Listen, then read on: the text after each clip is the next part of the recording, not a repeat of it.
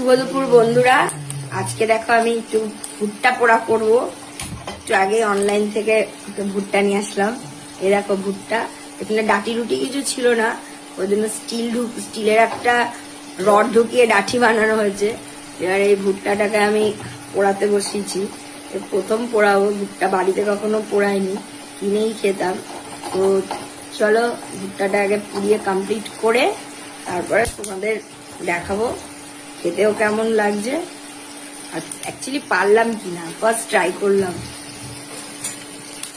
পটপট পটপট করে আওয়াজ হচ্ছে, বেশ মজা লাগছে। আমার ছেলে ভিডিওটা করছে।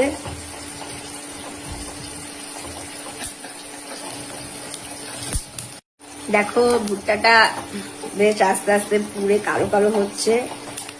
মনে হয় না এরকম ভাবে খাওয়া যাবে, আরো পোড়াতে হবে। একটু কমেন্টে বলো তো।